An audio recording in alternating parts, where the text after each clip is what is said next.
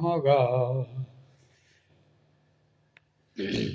यं ब्रह्मा वरुणेन्द्ररुद्रमरुतः स्तुन्नन्ति दिव्यस्तवै वेदै साङ्गपदक्रमोपनिषदै गायन्ति यं सामगाः ध्यानावस्थिततद्गतेन मनसा पश्यन्ति यं योगिनः यस्यान्तं न विदुः देवाय तस्मै नमः। नमो ब्रह्मण्यदेवाय गोब्राह्मणहिताय च जगद्धिताय कृष्णाय गोविन्दाय नमो नमः। শ্রী ভগবানের কৃপায় আমরা আজ আবার তাঁর অনুপম লীলা অনুধ্যানের আরেকটি অবকাশ পেয়েছি। আজ আমরা পড়ব শ্রীমদ্ ভাগবত মহাপুরাণের দশম স্কন্ধের অন্তর্গত একাদশ অধ্যায়ে বর্ণিত ভগবানের বাল্যলীলার আরেকটি মনোরম উপাখ্যান।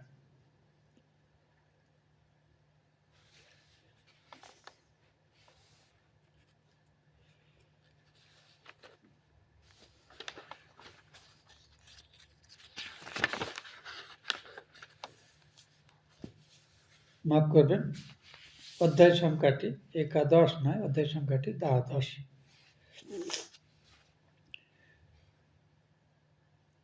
সুখদেব এইভাবে প্রসঙ্গটি আরম্ভ করছেন।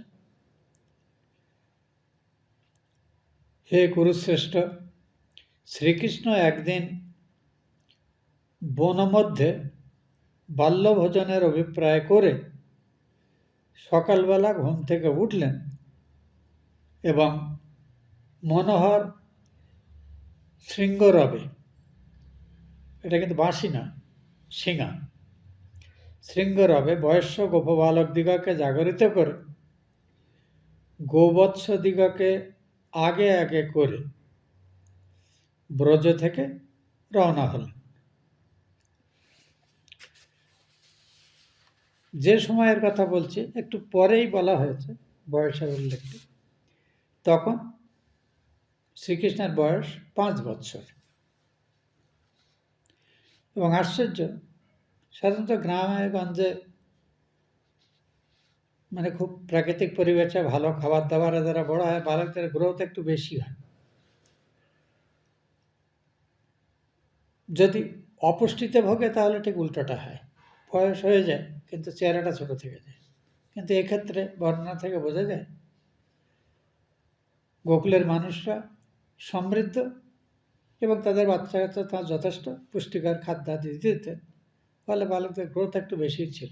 নাহলে 5 বছর 6 বছরের বাচ্চারা গোছানো যায়। আমরাও গ্রামে এত ছোট বয়সে এসব কাজে যাইনি, আরও একটু বেশি বয়সে মোটামুটি 10-11 এরকম বছরের দিকে গিয়েছি।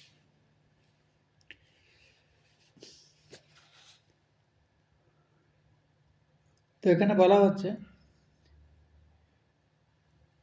শ্রীকৃষ্ণের সঙ্গে সহস্র সহস্র বালক সুন্দর সুন্দর শিকাতে করে, যাতে তাদের খাদ্যদ্রব্য যা তারা মাঝে মধ্যে এই গোচারণকালীন খাবেন, এবং এরা সেটা একত্রে নিয়ে, যেহেতু রাস্তাতে খাবেন কাজে একটু খাওয়ার দাওয়ার বেশি করেই নিয়েছেন সঙ্গে। হাতে বেদ, মানে গরু সামলাতে গেলে একটু ছোট লাঠি সঙ্গে হাতের দরকার হয়। শিঙা, বাঁশি এসব হাতে নিয়ে তারা নিজেদের সব গরুগুলোর সঙ্গে নিয়ে তারা হাসতে হাসতে হইচই করে আনন্দ করে বনের দিকে রওনা হলেন।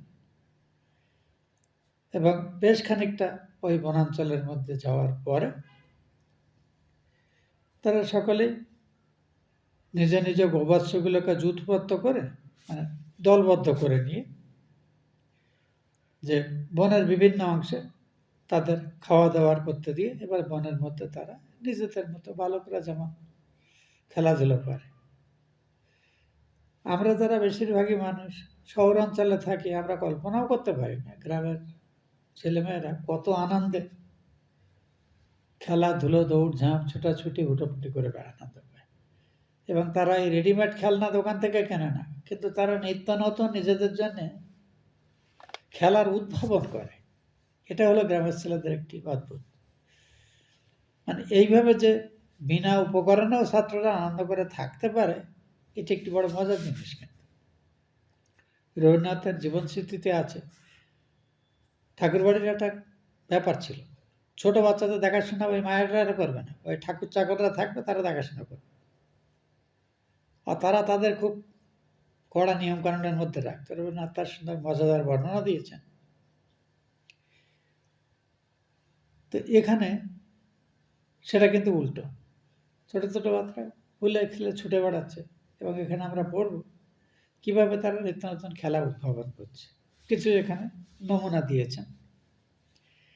যেহেতু তারা প্রাকৃতিক পরিবেশে থাকে, ওই প্রকৃতিতে ঘটা ঘটনাগুলো অনুকরণ করে তারা খেলা উদ্ভাবন করে।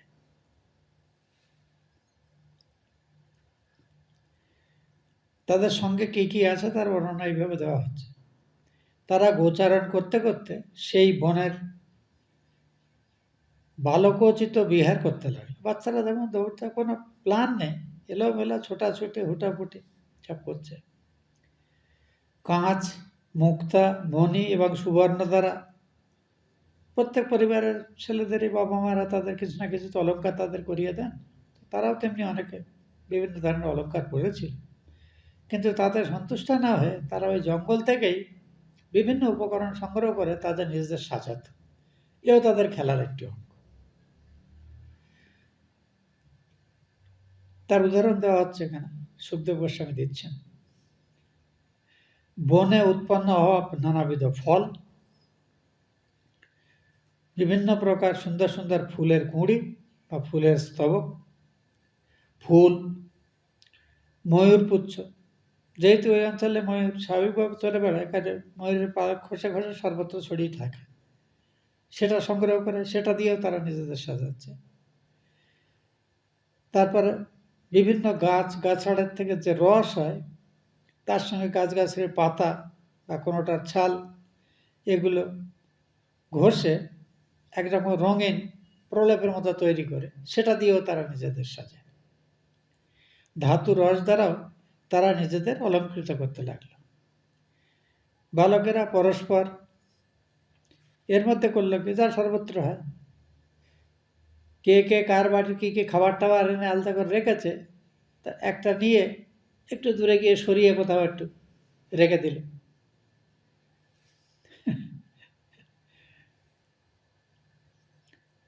বালকেরা কিন্তু পরস্পরের শিক্ষা দিয়ে অপহরণ করতে লাগলো, কিন্তু যখন সেটা প্রকাশ পেল, অমনি সেগুলো তারা দূরে এক জায়গায় গিয়ে জড়ো করতে লাগলো। এবার যাদের নিকটে গিয়ে সেই সব দ্রব্য পড়তে লাগলো, তারা ওগুলো এনে দিয়ে আবার হেসে এখানে ফেরত দিতে আসলো। তো এইরকম সব নানা রকমের খেলা তারা নিজেদের মধ্যে করছে। কৃষ্ণ যদি সেখানকার কোনো শোভা দেখবার জন্য কথাবার্তা যাওয়ার উদ্যোগ করলেন, তখন অনেকেই আমি যাব না, কৃষ্ণের সঙ্গে আমি যাব, কৃষ্ণের সঙ্গে আমি যাব।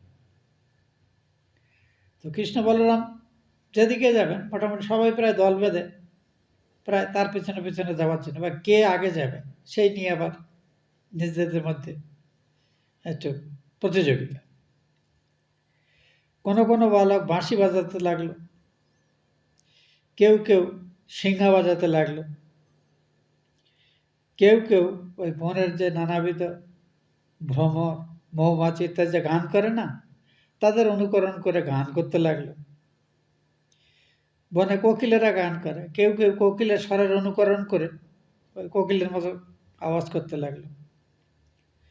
কেউ কেউ উপরের যে একটু বড় পাখিরা, পার্টিকুলারলি উচ্চতায় যে পাখিরা ওঠে ধীরে ধীরে ডানা মেজ থাকে, যেমন চিল ইত্যাদিরা, তাদের ছায়া নিচে মাঠে পড়ে, তো এই ছায়াটা যেমন যেমন যাচ্ছে, ছায়া ধরে ধরে ছুটতে ছুটতে যাচ্ছে, পাখির ছায়া অনুসরণ করে, যে আমি ওকে হারিয়ে দেবো, এরকম আর কি।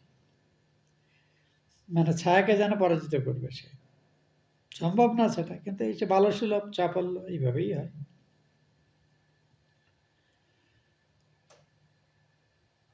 কোনো কোনো বালক উড্ডীয়মান পাখির ছায়ার সঙ্গে দৌড়াতে লাগলো। কেউ কেউ আবার ওই মানে হাঁসগুলো যেমন হেলে দুলে দুলে চলে, তেমনি হাঁসের অনুকরণ করে যেন সে একটি হাঁস, এরকম ভেবে সে হাঁসের ভঙ্গিমা করে হাঁটছে, হেলে দুলে দুলে হাঁটছে।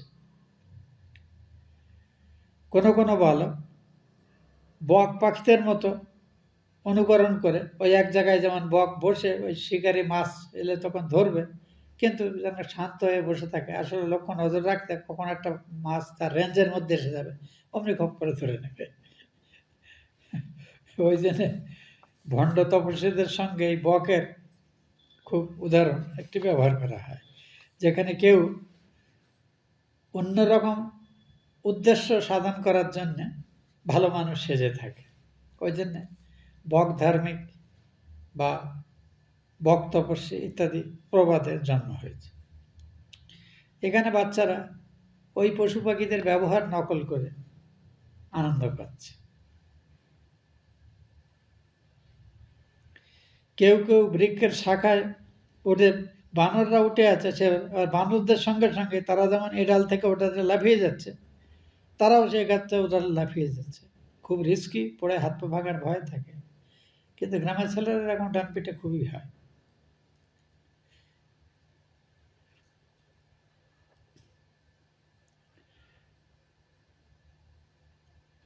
কেউ কেউ শাখায় উঠে বানরদের সঙ্গে সঙ্গে শাখা থেকে শাখান্তরে লাফিয়ে পড়তে লাগে।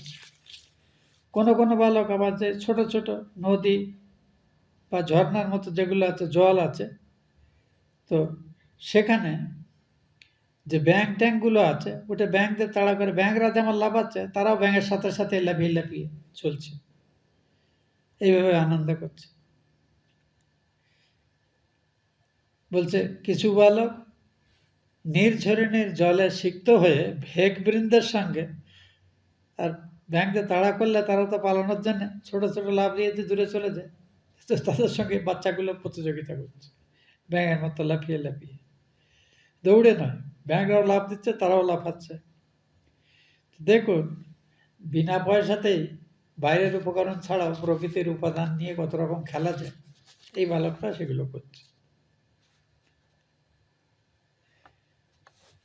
এইগুলো বর্ণনা করার পরে শ্রী সুখদেব বলছেন রাজাকে, হে রাজা পরীক্ষিত, একটা কথা ভেবে দেখুন, এই বালকেরা কত পুণ্যবান, যে শ্রী ভগবানের দেখা পাওয়ার জন্য সাধক যোগীরা জন্ম জন্মান্তর ধরে কঠোর তপস্যাদি করে, তারপরে হয়তো কেউ তার ধ্যানে দর্শন পায়, এবং বহু সৌভাগ্য হলে কেউ কেউ হয়তো সাক্ষাতে দর্শন পেল, কিন্তু এটা কত তপস্যা সাপেক্ষ। কিন্তু এই বালকরা জন্মসূত্রেই এত পুণ্য নিয়ে জন্মেছে যে দেহধারী ভগবানের সঙ্গে এরা এইসব আশ্চর্য লীলাবিলাস করছে, এবং ভগবানও নিজের অলৌকিক শক্তি সামর্থ্যকে গোপন রেখে ঠিক তাদেরই একজন হয়ে তাদের সঙ্গে খেলছেন। এই বর্ণনাটি অত্যন্ত সুন্দর আছে, মানে খুবই মনোমুগ্ধকর। এই যে বর্ণনাটা, এই ভাবটা চিন্তা করলেই ভালো লাগে। এই জন্য এগুলিকে ভগবানের লীলা গাথা বলা হয়, এবং এই ঘটনাগুলি যেমন পাঠ হচ্ছে সেগুলো শুনতে শুনতে যদি আমরা আমাদের হৃদয়কে ভগবানের লীলাস্থল হিসেবে চিন্তা করে, সেখানে ভগবান যা যা করছেন, যা যা বলছেন, সঙ্গীদের সঙ্গে যা যা কথোপকথন হচ্ছে, সেগুলো চিন্তা করি, এই লীলার ধ্যানও কিন্তু আমাদের শরীর মনকে পবিত্র করে। ওই জন্যে লীলা চিন্তন বিশেষ করে সাধন জীবনের প্রথম দিকে সাধকদের খুবই উপকার করে ভগবানের চিন্তা, কারণ লীলাতে তো ঘটনার একাধিক ঘটনা পরপর আসে, সেটা চিন্তা করতে সহজে করা যায়, কিন্তু যে কোনো একটি চিন্তার উপরে দীর্ঘক্ষণ মনঃসংযোগ করার যে অবস্থা উচ্চতর আধ্যাত্মিক ভূমিতে যাওয়ার জন্য দরকার হয়, সে ক্ষমতা অর্জন করতে একটু দেরি লাগে, সময় লাগে। কিন্তু লীলাতে যেহেতু ঘটনা থেকে ঘটনান্তরের এবং একাধিক প্রেক্ষাপটের একসাথে বর্ণনা থাকে, এটা চিন্তা করা তরুণ মনের পক্ষে, মানে সাধন জীবনে খুব বেশি দিন আসেননি এমন সাধক সাধিকাদের পক্ষে খুবই সহায়। ওই জন্যই এইগুলি পাঠ এবং অনুধান অন্যতম প্রধান কর্তব্য বলে বলা হয়ে থাকে। এখানে দেখুন এই বর্ণনাটা আবার ভাগবতের ঠিক যেমন আছে, আমি ওইগুলো একটু পড়ে যাই, আপনাদের ভালো লাগবে শুনতে। যিনি বিদ্বান ব্যক্তির নিকট নিজের সপ্রকাশ জ্যোতির্ময় এবং অত্যন্ত আনন্দদায়ক এবং ভক্তজনের পরম দেবতা এবং মানব মায়ার দ্বারা মূঢ় মানবদের পক্ষে নরবালক রূপে প্রতীয়মান গোপালক বৃন্দ তার সহিত এইরূপ খেলা করতে লাগল। সত্য সত্যিই তাহারা জন্মান্তরে পুণ্য সঞ্চয় করেছিল, যদি তা না হবে সাক্ষাৎ দেহধারী ভগবানের সাথে এই রকম সহজভাবে লীলাবিলাস করার সৌভাগ্য কি করে তারা পাবে। সত্য সত্যই তাহারা পুণ্য সঞ্চয় করেছিল। জিতেন্দ্রীয় যোগীগণ জন্ম ধরে মানে বহু জন্ম ধরে তপস্যা করেও যার পাদধূলি লাভে সমর্থ হন না কিংবা ক্বচিৎ সমর্থ হন, সেই ভগবান স্বেচ্ছায় যাদের নয়ন গোচর হচ্ছেন, অবস্থা করছেন এবং তাদের সাথে নিত্য নানাবিধ মনোহর লীলা করছেন, সেই ব্রজবাসীর সৌভাগ্য মানে কথায় বর্ণনা করা যায় না, মানে অপরিসীম সৌভাগ্য এটা তাদের।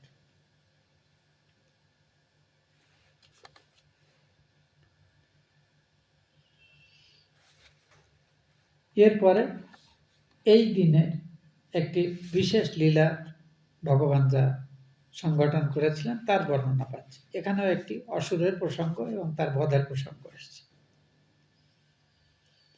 একদা বালকেরা বন বিহারে তন্ময় ছিল, মানে নিজের ভাবে মত্ত হয়ে তারা পাগলের মতো খেলছে, ঝুলছে, চৌড়ঝাঁপ করছে, হাসি মজা করছে। এমন সময় অঘ নামে এক প্রকাণ্ড অসুর তাদের ক্রীড়া দর্শনে যেন অসহিষ্ণু হয়ে সেখানে এসে উপস্থিত হল। আসলে কংসের নিযুক্ত এইসব অসুরেরা সব বিভিন্ন জায়গায় চড়ে ফিরে বেড়াতো এবং কংসের প্রাণহারী যে বালক সে এদের মধ্যেই আছে, তাকে ডিটেক্ট করতে হবে এবং তাকে মেরে ফেলতে হবে, এটাই তাদের অভিপ্রায়। কিন্তু ভগবানের এমন আশ্চর্য মায়া, তারা কিছুতেই বুঝে উঠতে পারত না কে সেই বালকটি।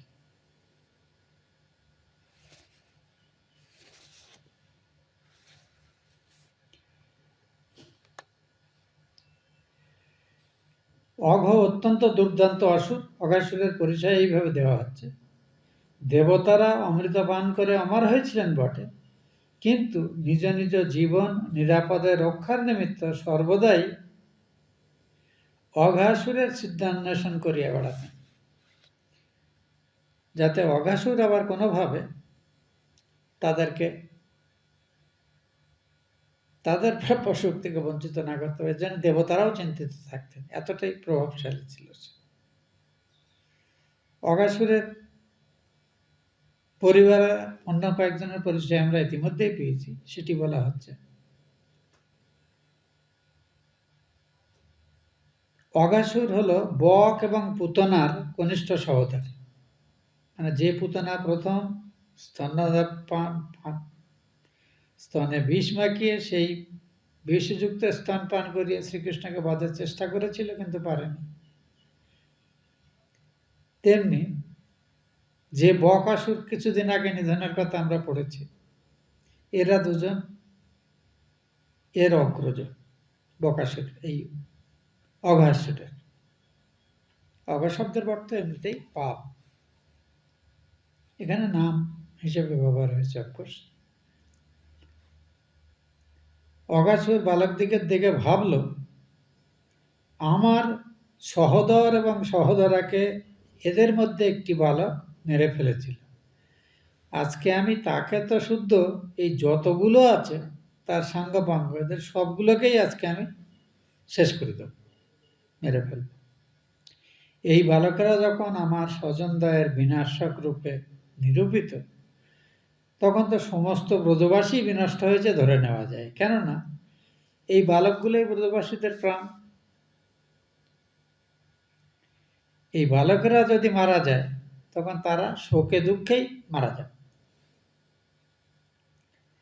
এটাই হলো অঘাসুরের চিন্তা। দুর্মতি অঘাসুর এইরূপ সংকল্প করে যোজনায়ত বিশাল পর্বতের মতো একটি বিশাল দেহ ধারণ করল এবং গিরিগহ্বরের মতো খুব বড় একটা পাহাড়ের গুহার মতো বড় মুখ করে বালকরা যেসব পথ দিয়ে তাদের গরু বাছুর এগুলো নিয়ে আসছিল সেই পথের মধ্যে দাঁড়াল।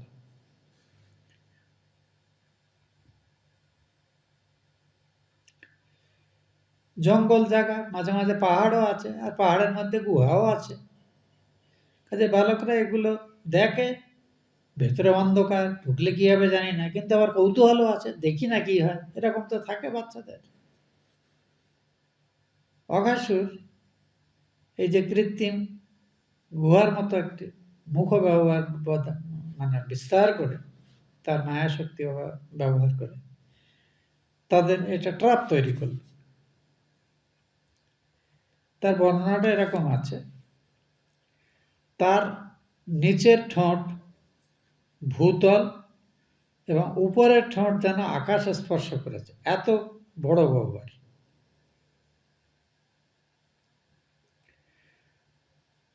তার যে ঠোঁটের পাশ যে কষ যেটা, সেটা যেন গুয়ার খাঁজ মতো মনে হচ্ছিল। আর তার যে নাকের দুটো ছিদ্র, সে দুটো মনে হচ্ছে যেন এই বড় গুহার পাশের একটু উপরে অবস্থিত আরো দুটো ছোট ছোট গুহা, অপেক্ষাকৃত ছোট গুহা।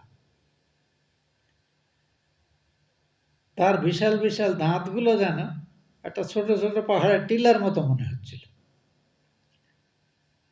মুখের অভ্যন্তর ঘন অন্ধকারপূর্ণ, সেখান থেকে যে জিহ্বাটা প্রলম্বিত হয়ে যাচ্ছে সেটা যেন একটা দীর্ঘ পথের মতো চওড়া,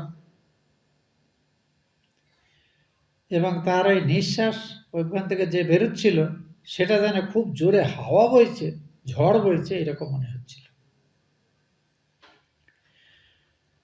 তার মানে মুখাভ্যন্তর ঘন অন্ধকারপূর্ণ, জিহ্বা একটা বিস্তীর্ণ পথের মতো প্রতীয়মান, শ্বাস সাক্ষাৎ প্রভঞ্জন অর্থাৎ যেন ঝোড়ো বাতাসের মতো, আর চক্ষু দুটি দাবাগ্নির অর্থাৎ যেন আগুন জ্বলছে, দুটো কোটর, জ্বলন্ত আগুনের দুটো কোটর, এরকম মনে হচ্ছে। সেসব দেখে বালকদের মনে বৃন্দাবনের একটা দৃশ্য বলে ভ্রমণ, বুঝেছি? বৃন্দাবনের বিচিত্র প্রকৃতি, তার মধ্যে এটাও বোধ হয় একটা, কেন পাহাড়টা এরকম। তারা ঠিক বুঝতে পারলো না এটা কি, হয়তো একটু ভয় হচ্ছে কিন্তু আর কৌতূহলও হচ্ছে, কিন্তু তারা থামল না। তাহারা এই বিশাল বিস্তৃত অজগরের বদনকে উপেক্ষা করে নিজেদের মধ্যে বলা বলি করতে লাগল, দেখো ভাই, এই সামনে যে এইসব যেগুলো আমরা দেখছি, তোমরা তো দেখছো সবাই, এটা মনে হচ্ছে একটা প্রাণী নাকি না একটা প্রাকৃতিক। বলছে কিন্তু থামছে না, আস্তে আস্তে এগোচ্ছে সেদিকে। এটা কি আমাদের খেয়ে ফেলবে বলে এইরকম চেহারা নিয়ে অপেক্ষা করছে, অজগর সাপের মতো? হতেও পারে। আবার দেখো, এই যে সূর্যের আলো পড়াতে তার রক্তবর্ণ মেঘের মতো তার উত্তরষ্ট নিচের ঠোঁট, এবং ওই জলদের মতো অর্থাৎ বৃষ্টির মেঘের মতো যে উপরে হালকা লাল আভাযুক্ত উপরের ঠোঁট, নিচের ঠোঁট, এই দুটো সব মিলে মনে হচ্ছে যেন পৃথিবীতে বৃষ্টিপাত হবে, তারই যেন একটা সংকেত। বাম দিকে এবং ডান দিকে দুটো গিরিগহ্বর, তার ওষ্ঠের প্রান্তভাগের মতোই মনে হচ্ছে। গিরিশৃঙ্গগুলি উহার দংশাবলীর ন্যায় লক্ষিত হচ্ছে। মনে হচ্ছে জানেন এই পাহাড়ের শৃঙ্গগুলি তার দাঁত বোধ হয়। বালকরা সঠিক অল্প বয়স ছেলে মানুষ কৌতূহলী, তারা বুঝে উঠতে পারছে না এটা কি প্রাকৃতিক নাকি কোনো ছলনা, ঠিক করতে পারছে না। প্রচণ্ড তাপে উত্তপ্ত গরমকালের দিনে যেমন ওই আমরা যেটা বলা হয় সাধারণত ড্রট প্রোন অঞ্চলে হতে, যে গরম বাতাস যেটা চোখে মুখে লাগলে অনেক সময় নাক দিয়ে রক্ত টক্ত পড়ে, লু বলে আমাদের চিত্তরঞ্জন পুরুলিয়া ওদিকের মানুষরা। সেখান থেকে যেমন গরমকালে যেমন গরম হাওয়া বেরোয়, তেমনি একটা গরম হাওয়া আসে, তারা বললে এটা কি হবে, উত্তপ্ত বাতাস, এর মধ্যে মানে যেন আগুনের হালকা দেওয়া বাতাস বইছে, এরকম কেন হচ্ছে? কিন্তু বিচিত্র একটা জিনিস, সাপ বা অন্য কোনো হিংস্র প্রাণীরা যারা খাবার খায় তারা তার মানুষের মতো দাঁত ব্রাশ করে না। ওই জন্য তাদের দাঁতের বা ওঠার স্থলে এগুলো খাবারগুলো কিছু কিছু পচে যায় এবং একটা আমিষ পচা জিনিসের গন্ধ আসে। তারা বললে এই বাতাসের সঙ্গে কিন্তু এই সাপ জাতীয় প্রাণীদের থেকে যে নিঃশ্বাসের সঙ্গে যে গন্ধ আসে সেই রকম একটা আষ্টে গন্ধ পাওয়া যাচ্ছে। কি বস্তু এটি? এরকম নানা রকম তাদের অপরিণত মন, তার সঙ্গে মেশা কৌতূহল নিয়ে বাচ্চারা তাদের মতো এইভাবে বলাবলি করছে। বালকেরা এইরকম বলছে, হাসছে, হয়তো ভয় হচ্ছে, কিন্তু আবার মজাও পাচ্ছে। এইভাবে তাকাতে তাকাতে যেন ওই ভূত চালিতের মতো কি করছে নিজেরা বুঝছে, আস্তে আস্তে বগাসুরের মুখের দিকে এগিয়ে যাচ্ছে এবং বগাসুরের মুখের মধ্যে ঢুকেও পড়েছে অনেকে। বকাসুর হুট করে না করে চেষ্টা করলে সবাই আসুক, যাতে একটিও বাদ না যায়।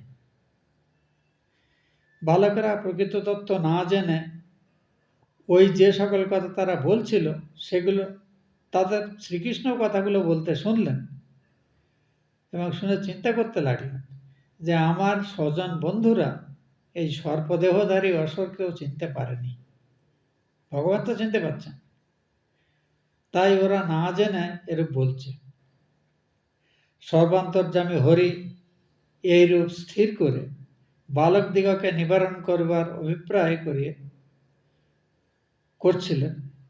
ভাবলেন ওদের থামাবেন, এই তোমরা সামনে যেও না, চলো, এটাতে অন্য কোনো বিপদ হতে পারে। কিন্তু একথা বলবেন, তারা তো সংখ্যায় কম ছিল না, অনেকে, এবং অনেকেই তখন বেশ খানিকটা এগিয়ে গেছে। আজকালকার দিনে লাউড স্পিকার নেই যে ক্রাউড কন্ট্রোল করবে, মানে খালি গলায় সবাইকে ডেকে আবার পেছনে আনা যাবে না। তখন বললেন অনেকেই যখন চলে গেছে, এখন তাহলে অন্যভাবে কিছু সমস্যার সমাধান করতে হবে। ভগবান বুঝতে পারছেন একটা বড় ফাঁদের মধ্যে এই বাচ্চারা সবাই তার বন্ধু বান্ধবরা পড়ে গেছে। কিন্তু আশ্চর্য, মাঝপথে অধূর তার মুখ বন্ধ করল না, কেননা সে তাহার আত্মীয় স্বজনগণের মৃত্যু স্মরণ করে এদের সকলকেই একসঙ্গে খেপে মঞ্চ করতে, তাহলে তার মধ্যে কৃষ্ণের সাথে অন্যরা অন্তর্ভুক্ত হবে।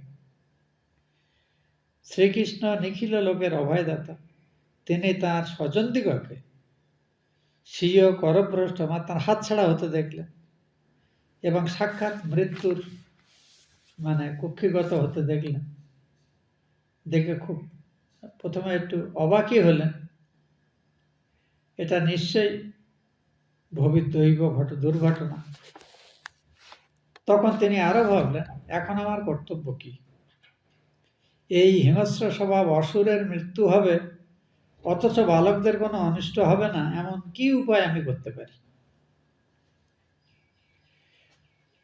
পর মুহূর্তেই তিনি কর্তব্য স্থির করলেন এবং ভগবান হরি কাল সর্পের মুখের বিচারে নিজেও বালকদের সঙ্গে প্রবেশ করলেন এবং নিজের অলৌকিক দিব্য বিভূতি প্রয়োগ করে নিজে সহ নিজের শরীর এবং এই বালক তার সঙ্গে গরু বাছুর যারা, তাদের সকলের শরীরকে বহু গুণে এতটাই বর্ধিত করলেন যে ওই অসুরের মুখগহ্বরটা একেবারে পুরো আটকে গেল এবং সে শ্বাস নিতে পারলেন না। তো শ্বাস নিতে পারলে কি, আমরা যদি দম নিতে না পারি তখন তো যেটুকু নিঃশ্বাস আগে নেওয়া আছে খানিকক্ষণ পরে তো প্রাণবায়ু নির্গত হওয়ার সম্ভাবনা।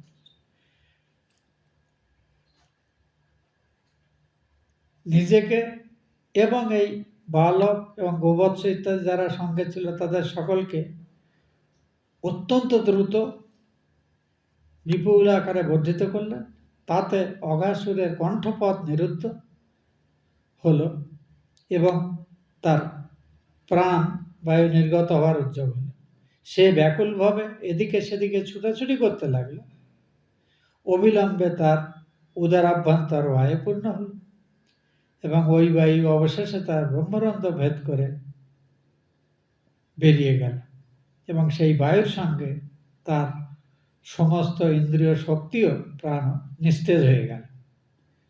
শ্রীকৃষ্ণ তখন এই প্রায় মৃতপ্রায় বালক এবং বাৎসদের স্বীয়, তারা বালকগুলো মূর্ছিত হয়ে গেছে ততক্ষণ, প্রাণী গরু বাৎসগুলো সঙ্গে যারা ছিল, কিন্তু তিনি তাঁর দিব্য দৃষ্টি দিয়ে এদেরকে আবার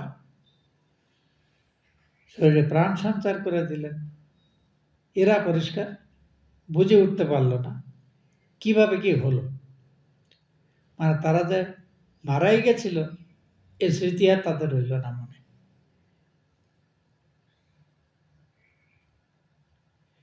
ভগবান হরি যেমন সেই সর্পমুখ থেকে বাইরে আসলেন, তৎক্ষণাৎ ওই যে জ্যোতিপুঞ্জ অঘাসুরের শরীর থেকে নির্গত হয়েছিল সেগুলোর একটা জ্যোতির্ময় রূপ নিয়ে এসে ভগবানের সামনে তার দেহে প্রবেশ করলো এবং তার অঙ্গে বিলীন হয়ে গেল। তখন দেবতারা পুষ্পবর্ষণ করতে লাগলেন, অপ্সরারা নৃত্য করতে লাগলেন, সুগায়কেরা সঙ্গীত গান গাইতে লাগলেন, বিদ্যাধরেরা নানাবিধ বাদ্য এবং ব্রাহ্মণেরা এবং ঋষিরা এবং মহাদেবের যারা সাঙ্গপাঙ্গ সেই প্রমথ মানে ভূত প্রেতরা, তারা সবাই আনন্দে নাচতে লাগলো এবং ভগবানের জয়ধ্বনি দিতে লাগলো। এগুলো সূক্ষ্ম লোকে হচ্ছে, যেগুলো মানব সাধারণের বোধগম্য নয়। পিতামহ ব্রহ্মা এসব কোলাহল শুনে সেখানে এলেন এবং এসে সচক্ষেই ভগবানের এই আশ্চর্য লীলা দর্শন করলেন এবং অত্যন্ত বিস্মিত হলেন, খুব আনন্দও পেলেন। হে রাজন, শ্রীকৃষ্ণের হস্তে নিহত সেই অজগর অঘাসুরের অদ্ভুত চর্ম আস্তে আস্তে শুষ্ক হয়ে বহুকাল পর্যন্ত ব্রজবাসীদের সামনে ওখানে পড়েছিল এবং সেটা এত বিশাল এরিয়া, সেটা তাদের খেলার মাঠের মতো হয়েছিল। শ্রীকৃষ্ণের বয়স যখন 5 বর্ষ, তখন তিনি এই অঘাসুরের কবল থেকে নিজেকে এবং তার বন্ধু গোপবালকদের এবং তাদের সঙ্গে থাকা গোধন তাদের সকলকে রক্ষা করেছিলেন। কিন্তু যে সকল সঙ্গী বালকেরা কৃষ্ণকৃত এই কার্য দেখেছিল, শ্রীকৃষ্ণ 6ষ্ঠ বর্ষে পদার্পণ করলেন, তারা ব্রজে অন্যদের বলেছিল, না না, এই তো ঘটনাটা আজকেই তো হয়েছে।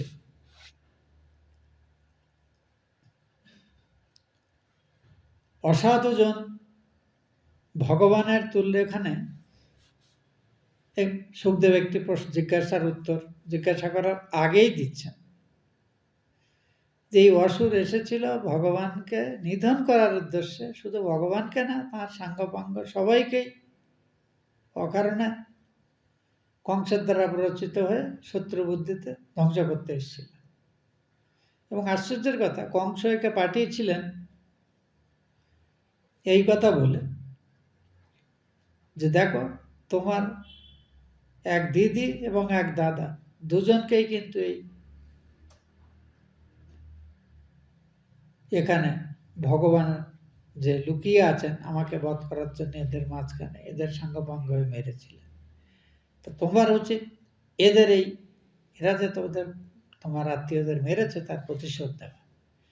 এজন্য আমরা যেমন এই টেররিস্টদের গল্প করি, একজন মারা গেল আর তার ভাই বোনদের আবার ওই কথা দিয়ে যে তোমাদের এর প্রতিশোধ নেওয়া উচিত বলে তাদেরও নতুন করে টেররিস্ট হিসেবে তৈরি করা হয়, সুইসাইড বোম্বার করা হয়, যা আমাদের পাশের রাজ্য এক্সপার্টাইজ, পাশের দেশ বহু বছর ধরে চালিয়ে যাচ্ছে। এই অসুরদের নিধন হচ্ছে, আবার তাদের আত্মীয় স্বজনরা সেই নিধনের প্রতিশোধ নেওয়ার জন্য আবার এই আসরিক কাজে নিযুক্ত হচ্ছে। এ যেন সেই পুরনো বৃন্দাবন ইত্যাদি যুগের ঘটা লীলার একটা নতুন রকম এডিশন আমরা আমাদের যুগেও দেখতে পাচ্ছি। খল প্রবৃত্তির মানুষের হিংসা ক্রূরতা অনুশীলন করার জন্য অজুহাতের অভাব কোনো গেলে হয় না, কারণ তারা আত্মসংশোধন কখনো করে না, সব কিছুর জন্য অন্যকে দায়ী মনে করে এবং প্রতিশোধ স্পৃহাবশত একের পর এক ভুলের ফাঁদে জড়িয়ে নিজেদের জীবনকে আরো বেশি জটিল করে তোলে। এটি বললেন এখানে পরীক্ষিত যে অসাধু প্রকৃতির মানুষেরা ভগবানের স্বরূপতা লাভ কখনোই করতে পারে না, এটাই স্বাভাবিক নিয়ম। কিন্তু এখানে অগাসুর কেবল ভগবানের অঙ্গ স্পর্শ করেই পাপ মুক্ত এবং তার তুল্য রূপতা প্রাপ্ত হল, তার স্বরূপে যার শ্রীমূর্তির মনোময়ী প্রকৃতি অন্তরে প্রতিষ্ঠিত হয়ে প্রহ্লাদ আদি ভক্তদিগকে ভাগবতী গতি অর্পণ করিয়াছিল, মায়া নিরাশকর্তা সেই ভগবান স্বয়ং অগাসুরের অন্তরে প্রবেশ করিয়াছিলেন। সুতরাং অগাসুর মুক্ত হবে না কেন? সাধারণত আমরা দেখেছি প্রহ্লাদের মতো ভক্তেরা যারা আজন্ম ভগবানের কৃপায় ভগবানেরকে দর্শন না পেয়েও ভগবানের প্রতি অত্যন্ত প্রেম সম্পন্ন, ভক্তি সম্পন্ন, শ্রদ্ধা সম্পন্ন এবং সম্পূর্ণ ভয় মুক্ত, যে আমি তাঁর আশ্রিত, আমার ভয় করার একটা ভয় করার আছে। নিজ পিতা যিনি অমানসিক অত্যাচার তাঁর উপরে করেছেন, তাকে প্রহ্লাদ কখনো শত্রুও ভাবেননি, কিংবা তার হাত থেকে নিস্তার পাওয়ার জন্য ভগবানের কাছে প্রার্থনাও করেননি। তিনি ভেবেছিলেন ইনি ভুল করছেন, এটা কথা। ভগবান প্রেমাস্পদ, তিনি কাউকে শত্রু ভাবেন না। ইনি এর মনের যে বিপরীত ভাবনা, তার জন্য তিনি ভগবানকে শত্রু ভাবছেন। কাজেই তিনি নিজের বাবাকেও কখনো নিন্দা করেননি তার এই কাজের জন্য। অপরদিকে ভগবানের কাছেও বলেননি আমার বাবা কারণে কেন আমার উপর অত্যাচার করছে। সেটা ভক্তের মনের এই যে নির্ভরতা এবং ভগবানের প্রতি অপরিসীম আনুগত্যের ভাব, এটা এত কঠিন একটি ভাব যেটা আমরা রক্ত মাংসের মানুষরা প্রায় বুঝে উঠতে পারি না। কারণ স্বাভাবিকভাবেই আমাদের যারা পীড়া দেয়, আমাদের যারা কষ্ট দেয়, আমাদের যারা অকারণে হেনস্থা করে, তাদের প্রতি কখনো কখনো আমাদের মনে প্রতিশোধ প্রিয়ার ভাব আসে। কিন্তু ভগবানের শ্রেষ্ঠ ভক্তরা বলছেন যে দেখো, যে অন্যায় কাজ করছে ওই অন্যায় কর্মের ফলস্বরূপ যে অপসংস্কার তার মনে তৈরি হচ্ছে, তাতে সে আরো বড় বড় কাজ করবে, শেষে এমন বড় বিপদে পড়বে যার থেকে বেরোনোর সামর্থ্য তার নেই। কাজেই তার অপকর্ম তাকেই পরবর্তীকালে শাস্তি দেবে। কাজে তোমাকে তার জন্য শাস্তি প্রার্থনা করতে হবে না। এটা যদি করো তাহলে তুমি একটি নিজের জন্য অনাকাঙ্ক্ষিত কর্ম সৃষ্টি করলে বা একটি ভুল পদক্ষেপ নিলে। খুব কঠিন, কিন্তু এটাই কিন্তু সত্যি। দুষ্ট ব্যক্তিরা তাদের দুষ্কর্মের ফলস্বরূপ নিজেরাই একসময় ক্ষতিগ্রস্ত শিকার হয়। তাদের ক্ষতির জন্য অপর কাউকে নিমিত্ত হতে হয় না। ভগবানের এই সৃষ্টিচক্র এমনই এক আশ্চর্য কর্মসূত্রে আবর্তিত হচ্ছে। তো সেই কথাটাই বললেন যে প্রহ্লাদ সর্বক্ষণ মনে মনে ভগবানের স্বরূপ চিন্তা করতেন। যেমন তিনি মাতৃগর্ভে থাকাকালীন তার মাকে নারদের দেওয়া উপদেশ থেকে শিখেছিলেন, সেই মেমারি তার অক্ষয় ছিল। তো বলছে আমার জন্মেরও আগে থেকে যিনি আমাকে রক্ষা করে আসছেন। কারণ হিরণ্যকশিপু তপস্যা করতে যাওয়ার পরে ইন্দ্র তো ঠিকই করেছিলেন, হিরণ্যকশিপুর স্ত্রী গর্ভবতী স্ত্রী এবং সেখানে থাকা সন্তান, দুজনকে একসঙ্গে মেরে ফেললেই তার ভবিষ্যতে হিরণ্যকশিপুর সন্তান থেকে মারার আর সম্ভাবনা রইল না। কিন্তু নারদ সেখানে প্রতিবাদী হয়েছিল। প্রহ্লাদ এটাকে দেখেছেন কি অদ্ভুত ভাবে, দেখবেন যে আমার জন্মের আগে থেকেও তিনি আমার রক্ষা করেছেন, যে আমার যদি জীবনে কোনো প্রয়োজন থাকে তো তিনি উপযুক্ত ব্যবস্থা নেবেন। তা আমার নিজের উদ্বিগ্ন হওয়ার তো কোনো কারণ নেই। আমার কাজ হলো তাকে ডাকা। এবং ছেলে মানুষ, তার বয়স অসুর বালকদের এই একই জিনিস শিক্ষা দিচ্ছেন। তো এখানে সুখদেব পরীক্ষিত প্রশ্ন করতে পারেন সেটা আশঙ্কা করে আগে থেকেই উত্তর দিচ্ছেন যে, দেখো রাজা, তুমি অবাক হয়ে না, প্রহ্লাদাদি ভক্তরা যার স্বরূপের ধ্যান করে করেই তাতে ভক্তি সম্পন্ন হয়েছে এবং পরিণামে ভগবানের পরম পদে গতি হয়েছিল। এদের ভক্তিতে আকৃষ্ট হয়ে তারা ভগবানের কাছে গেছিলেন এবং শেষে ভগবানকে পেয়েছিলেন।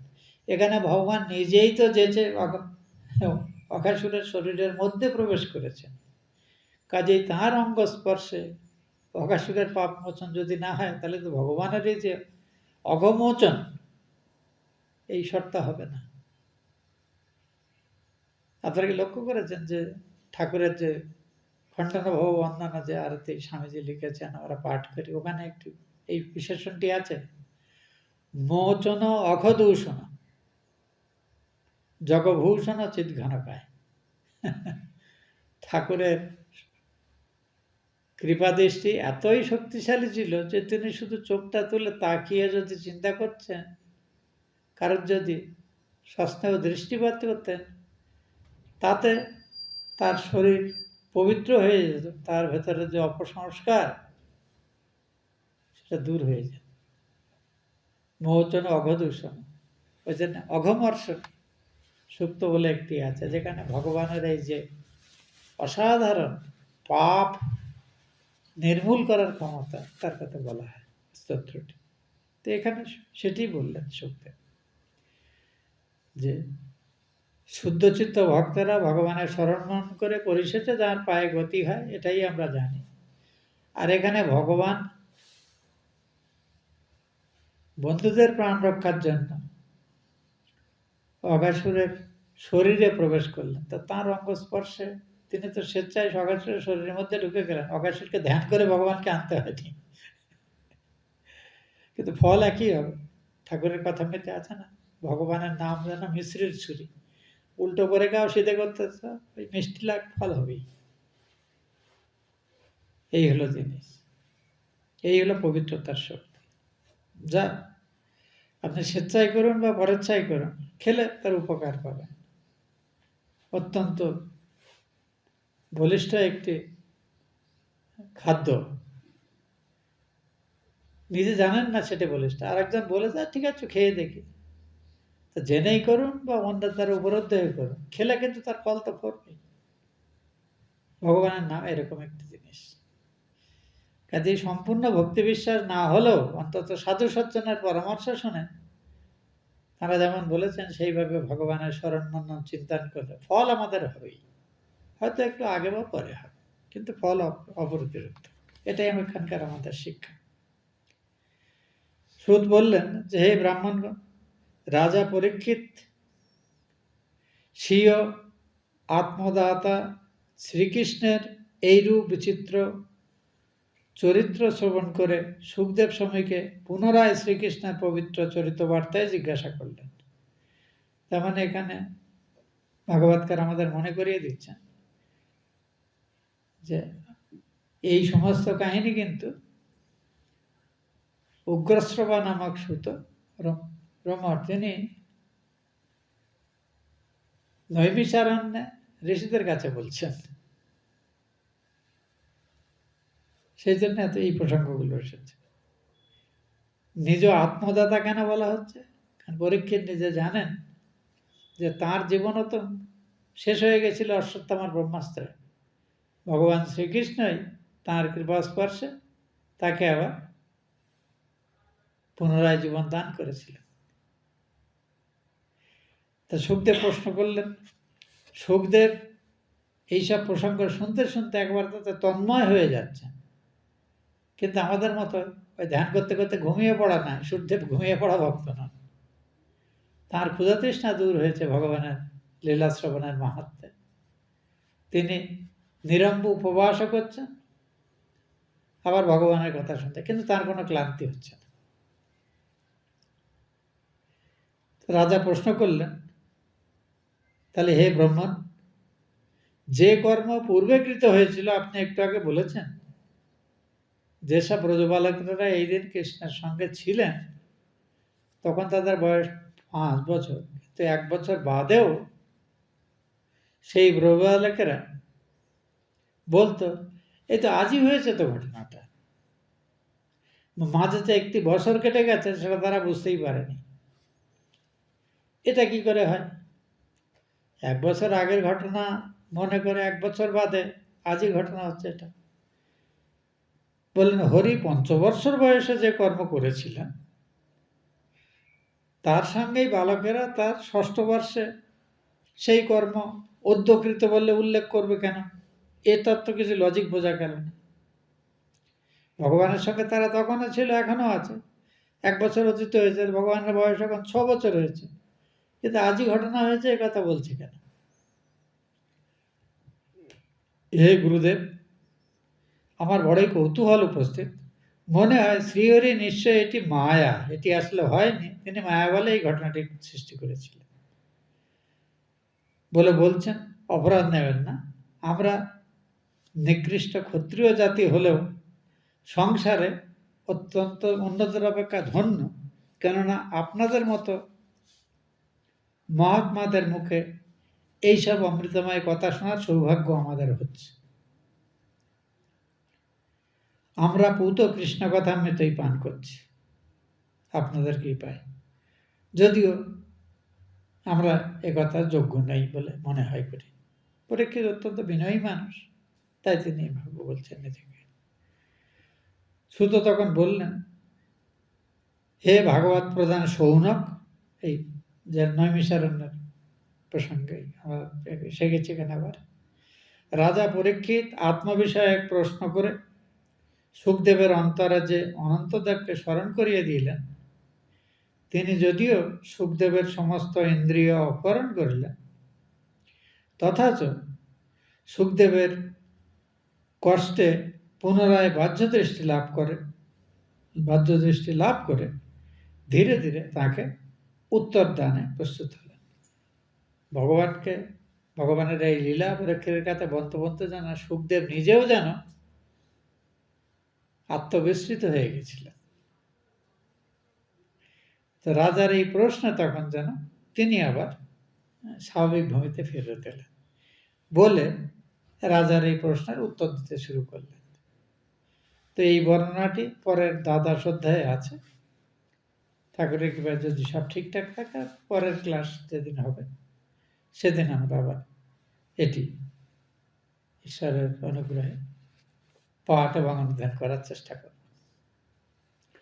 ওম ইতপূর্বং প্রাণবুদ্ধি দেহধর্মাদিকারত জাগ্রত স্বপ্ন সুষুপ্তি অবস্থাসু मनसा वाचा कर्मणा हस्ताभ्यां पद्भ्याम् उदरेण शिश्ना यत्कृतं यदुक्तं यत्स्मृतं तत्सर्वं ब्रह्मार्पणं भवतु स्वाहा।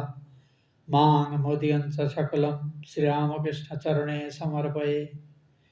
ॐ विधिहीनं क्रियाहीनं मन्त्रहीनं यदर्चितं मया निवेदितं भक्त्या परिपूर्णं तदस्तु मे। कर्मणा मनसा वाचा तत्र नान्यगतिर्मम अंतःसारेण भूतानां द्रष्टा तं परमेश्वर। ओम शांति शांति शांति। हरि ओम तत्सत्। श्रीरामकृष्णार्पणमस्तु।